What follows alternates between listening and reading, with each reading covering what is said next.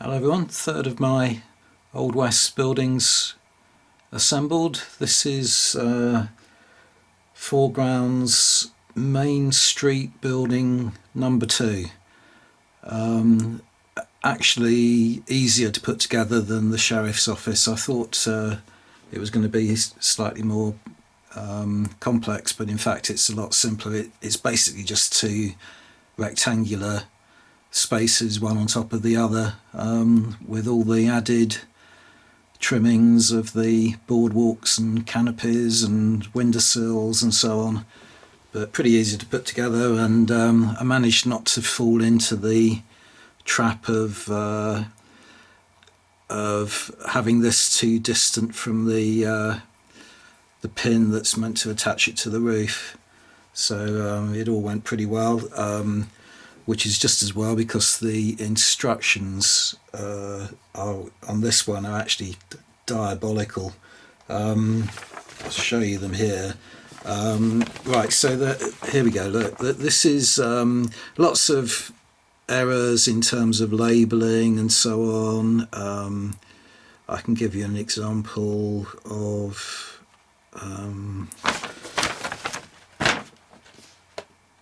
one of them somewhere. Forgot to make a note of it, so you may just have to take my word for it, but there's lots of... Oh yeah, hang on, here we go. I'll show you this one. RF6 is one of those pieces there. It's the backing one with the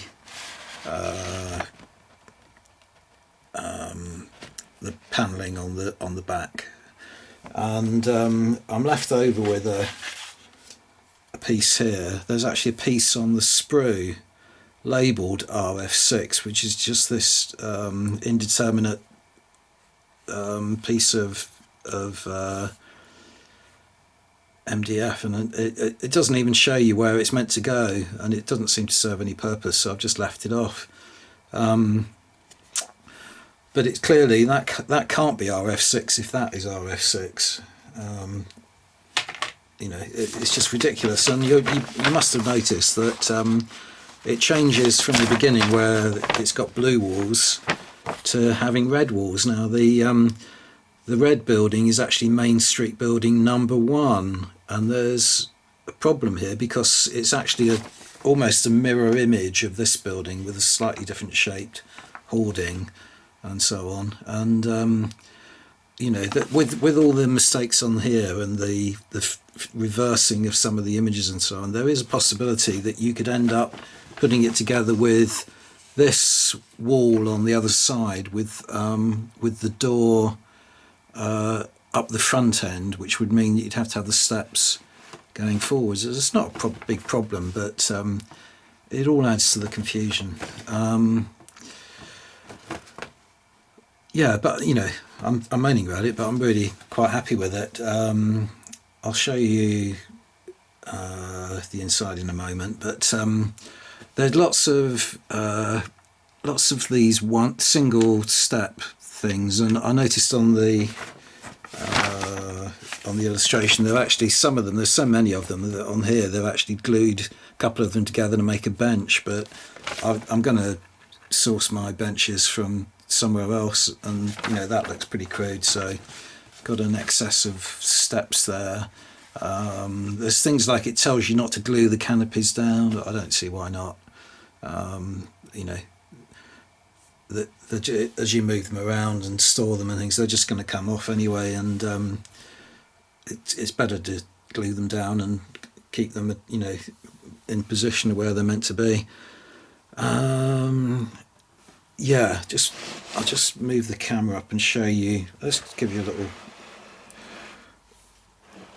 360-degree turn of it first of all. You see, now what I'm thinking is the red building, which is the mirror image, as long as I don't put any windows onto this equivalent side, I could actually have the two abutted together and make it into a kind of larger,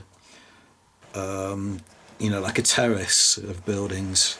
There is a third building that I'm going to get, which is a yellow building, which has the balcony at the front, which would fit in between the two. So you could make a whole kind of, you know, street front of them. Nice little touches like the little ornate windowsills on them. So yeah, another one I'm really pleased about. Bit of a shame at the moment the Great Escapes website has changed. It's been, they've got a new website basically, and all the downloads for Dead Man's Hand aren't available at the moment. I emailed them and they said they are going to put them up, but you can download signs and things that will fit into these spaces. So it's blank at the moment, but eventually I'll get a sign in there.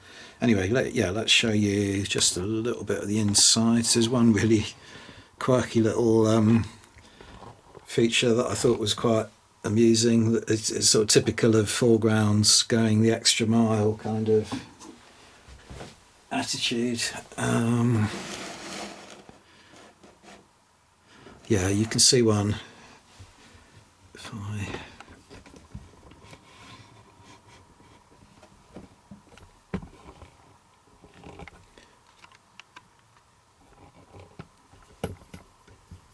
you may be able to see it, I don't know, it's quite small, so, but on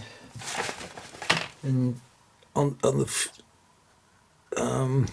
skirting board down there, they've fashioned a little mouse hole, which I thought was quite neat. This door's fixed, but the one at the back, all the others, all the external doors open and close.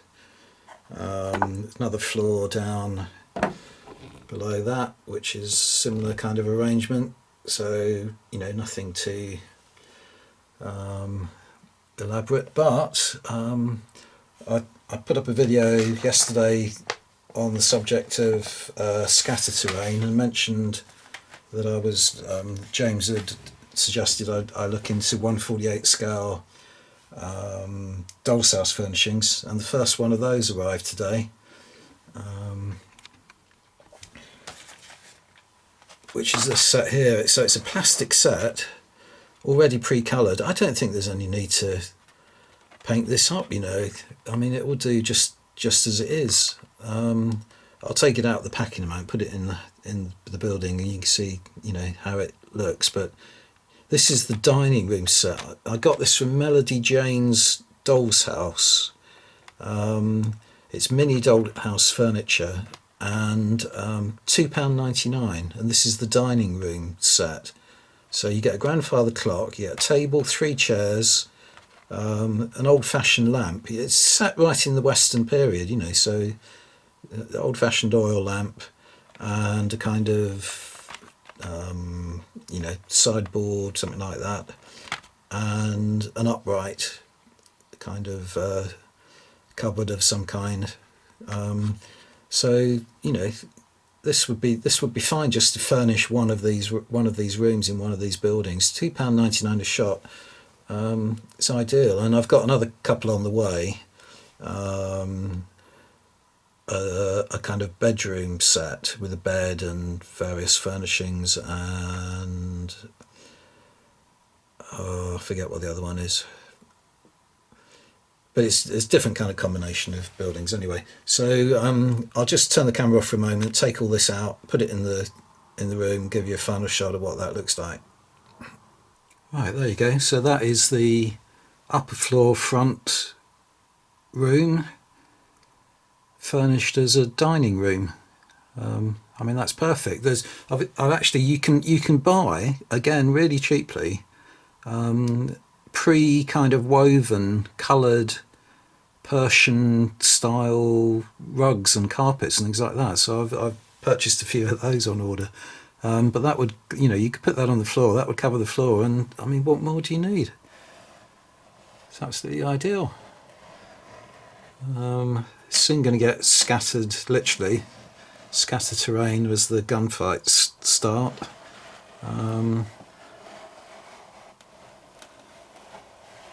But just to stop it from looking, bare and uninhabited, it's absolutely ideal. And I'm not going to even bother to paint them, as I say. I think they're fine like that. It's quite a natural wood, kind of, a varnished wood rather, looking kind of colouring with bits of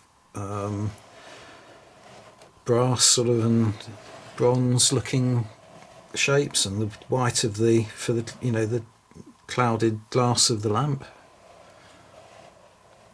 Ideal. Anyway, just thought I'd throw that in at the end. Thanks very much for watching. On to the next building now. Bye for now.